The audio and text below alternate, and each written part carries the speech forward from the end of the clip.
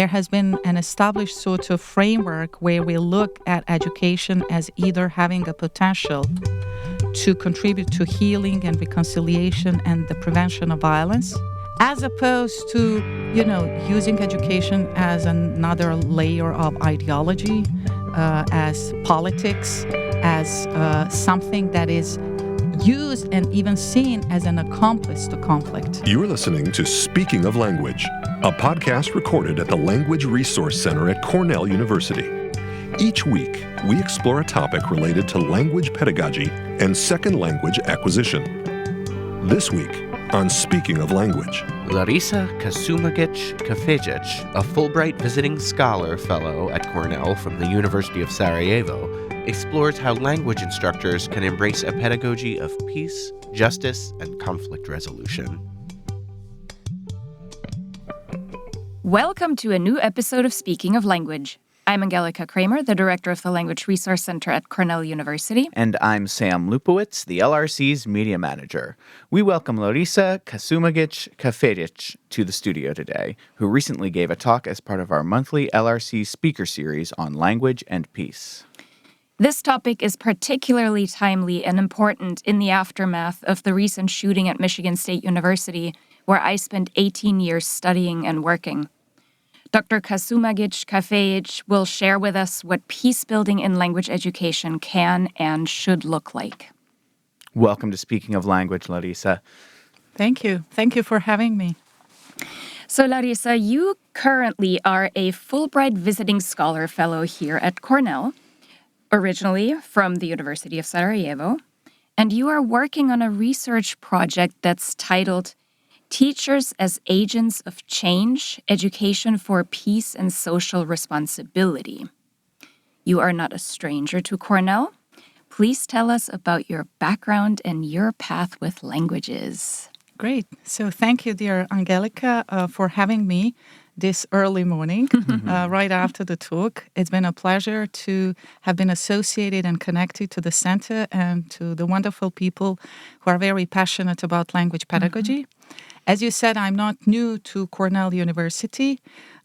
This was a sort of a second home for me 20 years ago when I first came here as a Hubert Humphrey Fellow, which was a part of the Fulbright Fellowship for mid-career professionals. And I came for the first time to the University of Cornell 20 years ago, as I said, on that mission to sort of deepen my understanding of the community youth work in peace education and nonviolence education as a young professional at a time.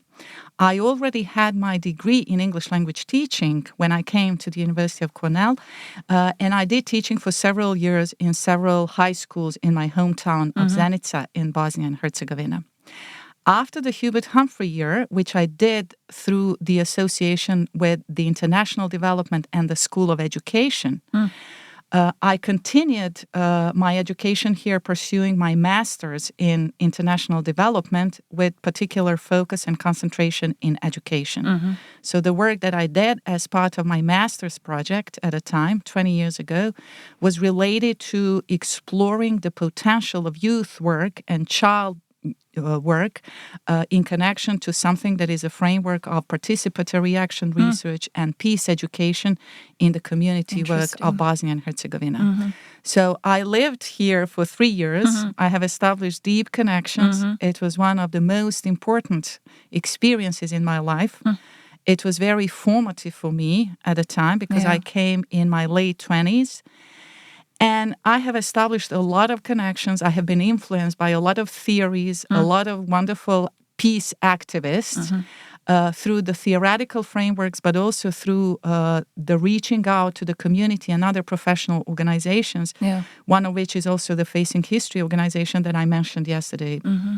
And that I can also come back to when I discuss some of the models and frameworks of the pedagogies. So 20 years later, here I am. I've been back as a Fulbright scholar. So now I came in a position of an associate professor. I have been awarded a fellowship to come here as a researcher and as a professor. So I'm doing a part of my stay is related to doing research in the project that you have just mentioned, Education for Peace and Social Responsibility, and the empowerment of language teachers. And the other part is related to teaching a course through the program of global development at the College of Agriculture and Life Sciences, where the minor in education has been integrated. Yes, So this is my association and connection through that particular program. So I have been teaching. I just recently started co-teaching with Professor Julie Ficara on the course of global citizenship education. So a lot of issues and a lot of theoretical frameworks and practitioners' experiences in connection to citizenship education, intercultural learning, peace education have been also integrated in the course. Yeah. So we are dealing with like 70 students here from Cornell who come from all around the world, and we also collaborate with the students from Sarajevo. Nice. So it's been wonderful to be back in a different role, from a different perspective, to look at things, to go through the experience of revisiting Ithaca and Cornell. Yeah. Reconnecting with people that I have, established connections with many years ago, and making some new connections, meeting people and programs like yourselves. Wonderful. What's your background with languages? Okay, so my background with languages, I'm sorry that I forgot to address No that. worries. So I started, I can just say briefly, through my experiential journey, the connection to the language that I established as a young teenager when I was 18 years old, when the war started in Bosnia, was by being involved as a translator. Even though I didn't have any professional qualification to do the job, this was the reality of the Bosnian context at the time. So people were recruiting students, professionals, or just lay people who spoke some language to support the development of certain initiatives. So I started as a radio operator at the age of 18. And it was in a very unfortunate and very drastic context of, doing the work of the radio operator, where I actually had to use English language to receive the calls, because we were under the umbrella of the International Medical Corps Organization, which was the American-based organization that provided support in medical services, in emergency services, but also in child mental health programs. Wow. So my first connection to English language was with the knowledge that I gained from primary and high school, because I started learning English language at the age of 12 when I was in the 5th grade.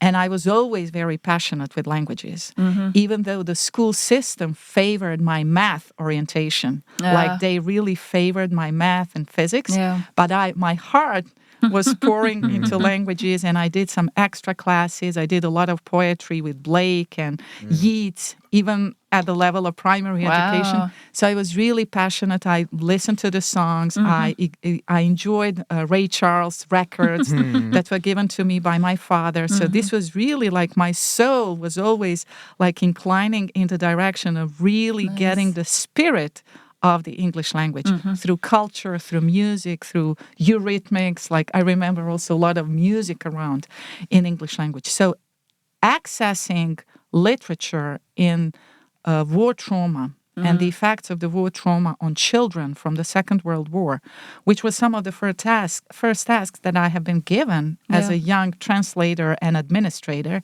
at the time, they enabled me to access the amount of knowledge and experiences, and I would say really they had the potential to sort of do the healing piece in trying to better understand what we were going through as a society, but also as a young population who have been experiencing the war.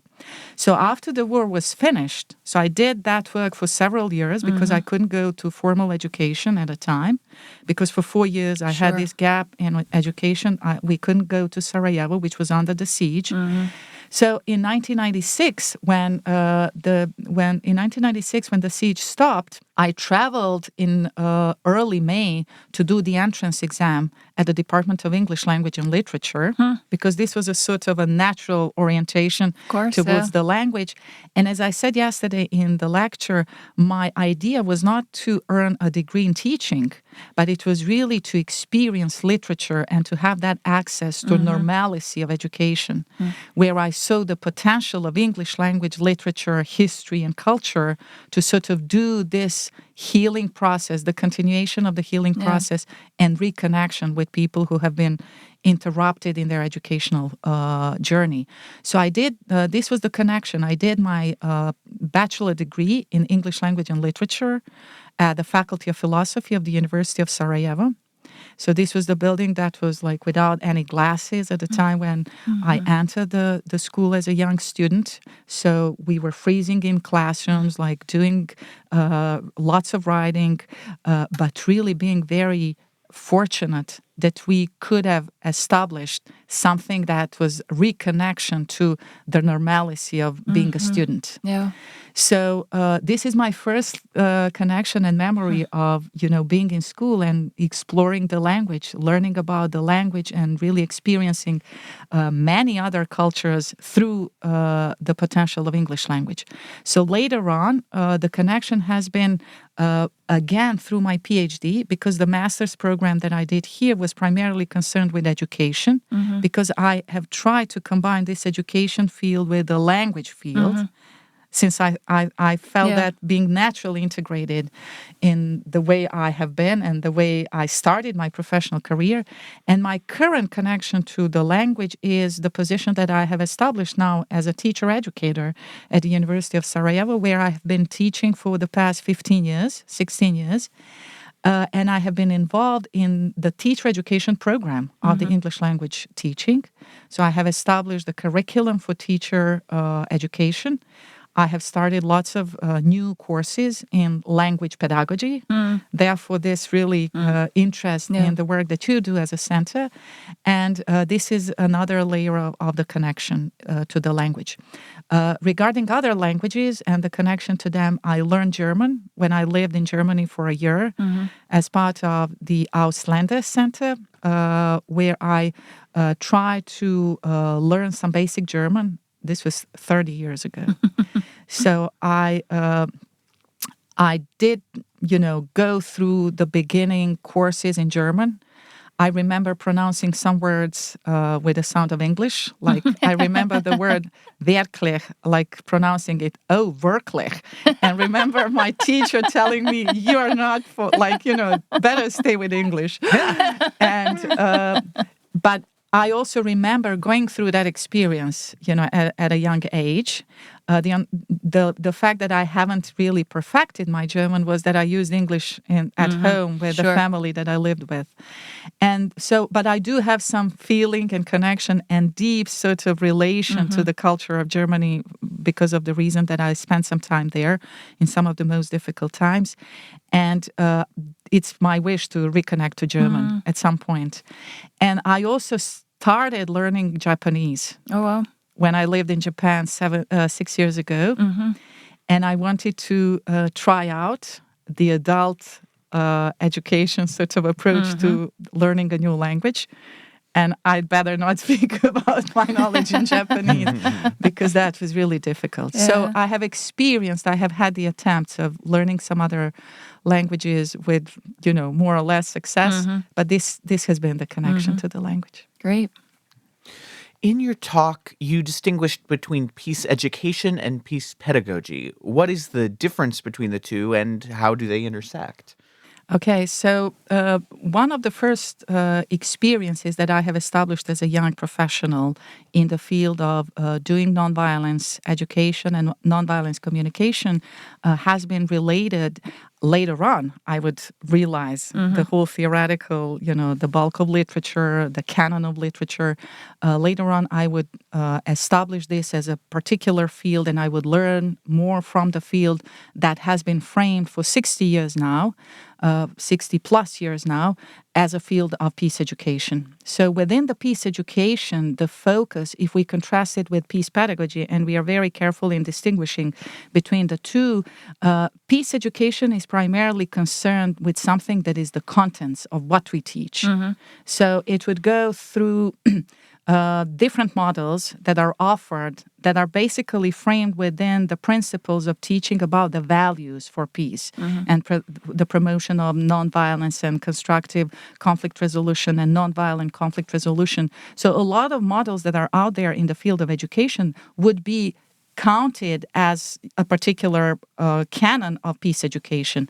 And we would say that the frameworks and models, educational models like nonviolence education or human rights education, intercultural education, multicultural education, disarmament education, also some of the first initiatives have been established in connection to that particular goal, have been developed, and many other models have been developed in response to sort of look through the contents that could be appropriate to address the issues of war, post-conflict realities, but also generally the issues of violence.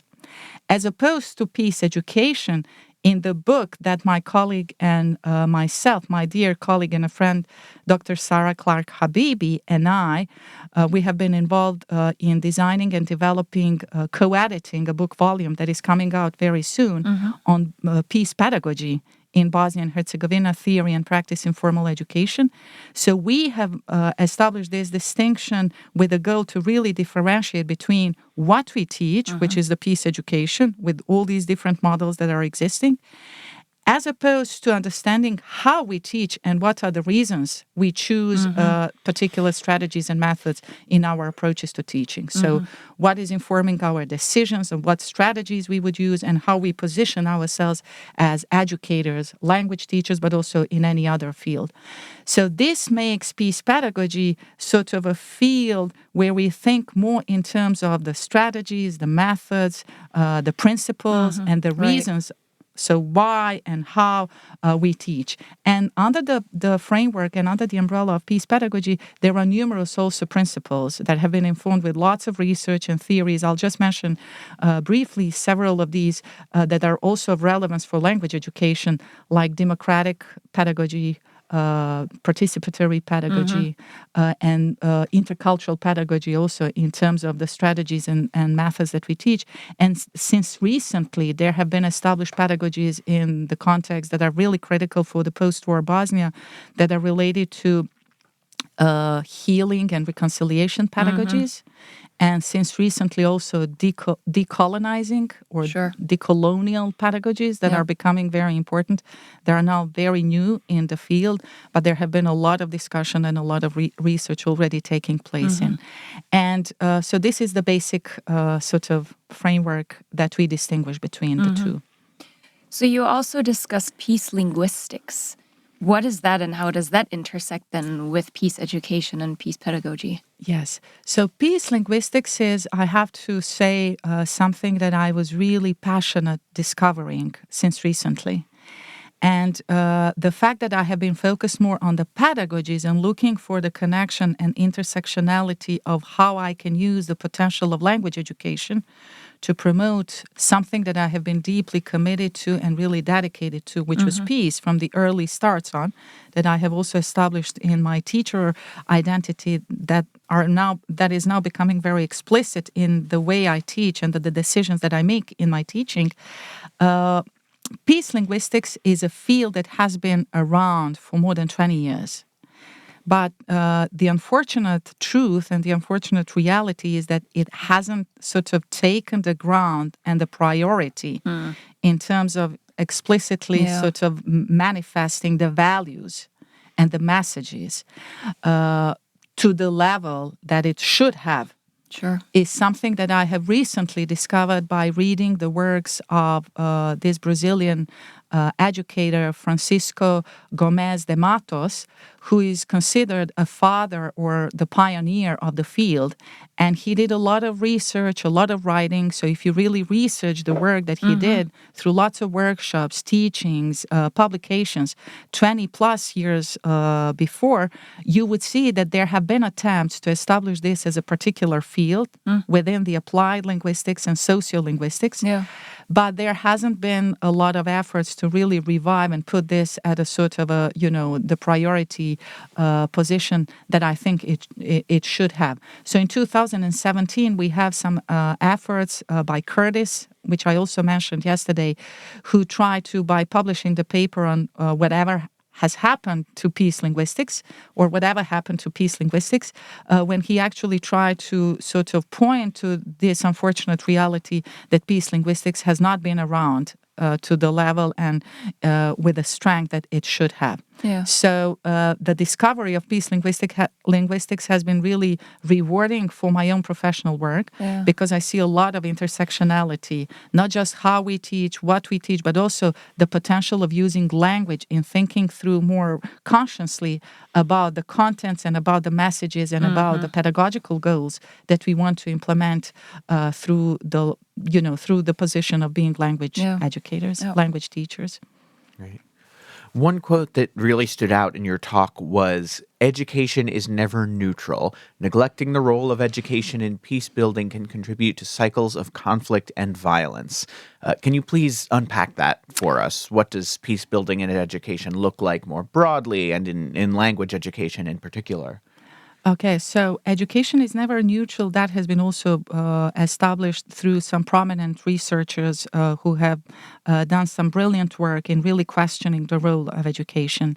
And there has been an established sort of framework where we look at education as either having a potential to contribute to healing and reconciliation and the prevention of violence. Yeah. So to use it as a sort of the key to either unlock the potential of using the transformative power of pedagogy and education, as opposed to, using education as another layer of ideology, as politics, as something that is used and even seen as an accomplice to conflict. So these are like two opposite and really very obvious positions that educational field can take on the continuum of seeing the potential of the development of different educational practices in connection to this particular social phenomenon, problem, and challenge. So the obvious connection to using education as a sort of unlocking the potential of the transformative power of pedagogies and teachers and educators is definitely an obvious and very explicit connection that we have established in connection to peace education. So we really want to promote, through the work that we do as language educators, we want to promote the potential of using language teaching and different cultural and historical aspects of teaching to promote the values of peace. You also discuss the importance of critical reflection in peace pedagogy. Can you give an example of what that looks like in a classroom? Okay, so critical reflection I will give the example of language teaching. I think for the sake of speaking of languages, I think this would most appropriately address the recognition and the value of these approaches. So the way I do it in my teacher education program, I have introduced, for many years I have introduced different models and different tools that use reflective pedagogies, again, as a way to being critically immersed into questioning and revisiting not just the role of an educator, but also revisiting different aspects that are related to language teaching. From the way we do assessment, from the way we select activities in connection to different language skills, to the way we teach and integrate culture, to the way we also sort of do the monitoring of the progress and the evaluation of the progress of the competencies, of the language competencies. So let me just give one specific example. I'm not sure whether for the teachers here in the context of the U.S. this would be familiar, but I have been using for many years the European portfolio for student teachers of languages, which is a tool, pedagogical tool, that has been designed by David Newby and a group of other authors through the Center for Modern Languages in Graz, which is the program supported by the Council of Europe. And it has been translated for many different contexts and other cultures. Hasn't been translated to Bosnian language, but we have been integrating the tool to the context of Bosnia. We have adapted the tool for critical reflection in different ways, because it does contain a list of different descriptors, close to 200 descriptors that are grouped to like 6 thematic areas. And we contextualize it for the purposes of revisiting and reflecting upon the role of language educator in the context of Bosnia, and also in connection to these different strategies, aspects of teaching, language skills, assessment areas that are relevant for the schools in Bosnia. So that has become a very sort of natural, integral part to the pedagogy that I use as a teacher educator.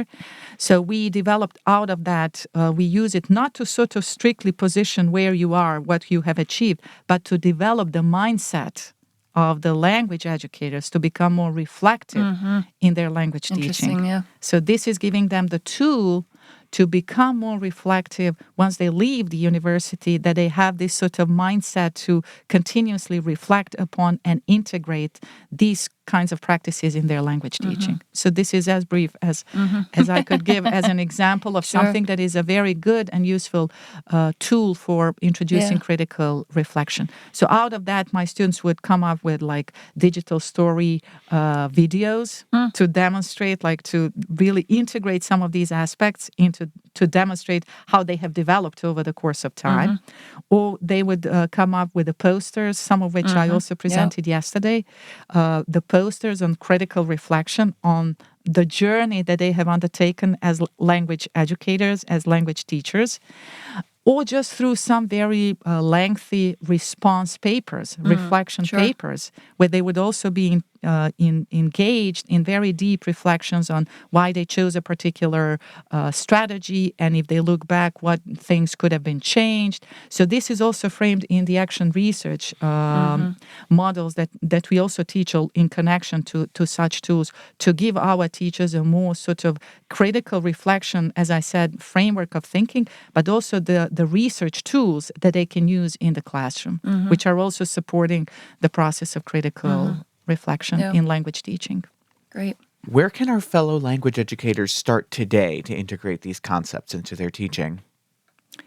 Okay, if language teachers anywhere in the world would like to start today, I think there have been a lot of different initiatives, a lot of programs, including here in the United States. I have been greatly inspired by a lot of programs here, just attending some of the activities that you did here at the Center on social justice are closely related to a lot of issues that are also under the umbrella of peace education. So I think by attending professional development seminars, researching, reading about the books that have been promoting the issues of equality, the issues of peace values through language teaching. Just recently, there has been a book, I think since last year, it's been out, on peace building in language education. That was compiled by a group of editors, I think starting with Rebecca Oxford and a group of several other editors, co-editors, that have established something that is really a framework of illustrating different practices of how language teaching of whatever language and context can be used to connect to peace-building pedagogies and practices. Also through the Center for Modern Languages, ECML, if that website is checked, I think it offers numerous models and numerous opportunities for teachers to check on professional development activities. I'm involved in the project on action research communities for language educators, and we tackle the issues of intercultural education, intercultural pedagogy, and I'm trying also to push more towards the peace component because it hasn't been covered as part of the European Center for Modern Languages with such an explicit connection. There's a lot of discussion around democracy in language education and intercultural learning, but having a peace framework as an explicit sort of framework is something that I'm also connecting every time I do education in that project. And of course, some other programs that are maybe not necessarily related to language teaching, like Facing History and Ourselves organization, which I mentioned, that offers free of charge online resources and didactic strategies and materials that are connected to different cultural aspects in connection to identity, social categories in identity, cultural aspects of using literary texts, using literature, using testimonials that could be brought back into the classroom, into the language classroom. So these are just some of the ideas that come first to my mind, thinking through. Well, and I think what stood out to me, too, is a lot of this is about reframing how we think ourselves about all of these things, right? About peace in general, about anything that, is upsetting, and how we then approach, how we unpack these things and how we deal with trauma. Absolutely. a lot of that is about our teacher identity. Yeah. So how we understand it, and also how we position ourselves as teacher educators. It took me a long time also to become aware which part of these narratives and which part of these experiences I want to like put up front for my students. Exactly. Yeah. You know, Yeah. because I have also been sort of afraid and I was shying away Of from a course. lot of these experiences. And then just seeing what's happening around the world and becoming more aware of the connections that have shaped my own language teacher identity. It's now more explicit in the way I teach. Yeah. I try to make more explicitly some of these connections, but I also invite my students to have a more holistic view of their responsibilities, their moral that's and great. social responsibilities in connection to how they use language and how they teach about language. Yeah. Where can our listeners find out more about you and your work? Okay, so the work that is closely related to the field of peace pedagogy and peace education could be checked. One of the greatest resources is the center that we established several years ago, which is Peace Education Hub. Goes by peacehub.ba, where the listeners, the audience can check on some of the activities that we have done since several years ago in connection to our Peace Pedagogy Summer School that we organize every summer by inviting not just language teachers, but also teachers of other subjects like history teachers, educators, teacher educators. And we offer different models, workshops in connection to how they can take on the lenses of peace pedagogy to adjust the contents that I teach. So we are not advocating for introducing a whole new subject of peace education and peace pedagogy, but really giving the tools. So this is the first source for that could be checked. And also some of the publications that I did. If they just go to the Google Scholar, my book is coming out. I'm very proud of that book. Yeah. It took us almost 4 years to my co-editor, Sarah Clark Habibi, and myself. And the book will provide a comprehensive framework of peace pedagogy in general, but there are several chapters that address language education in connection to peace pedagogy. So that's about the work that I do. And of course, just by emailing to me, I'm always willing to have a conversation by connecting on the Zoom, having a dialogue around having coffee if they are here, which is a big part of our culture, just, you know, sitting together and discussing what we do and how we can work together. Great. Larisa, there's so much here, and we so appreciate your time and all your thoughts. But before we sign off, we'd like to ask you to share a word in a language you speak, love, are learning, want to learn, that makes you laugh. Let's hear it.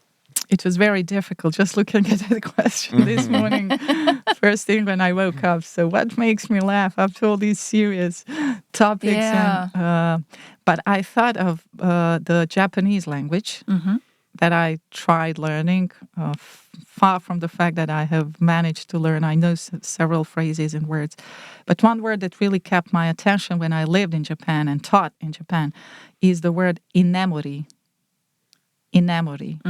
I don't know if you want me to say or you'll check for yourself. Well, what does it mean? So inamori is something of a social sort of practice in Japan for students, but also in public for people to doze off. Oh.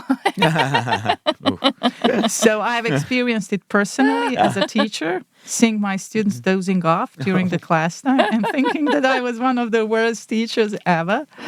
But then just unpacking the word and really learning about, you know, the hard work of that is really prominent in the Japanese culture and the social norm that is sort of silently approved of. So it's not allowed to say to Japanese people that they fell asleep. It's just that they dozed off.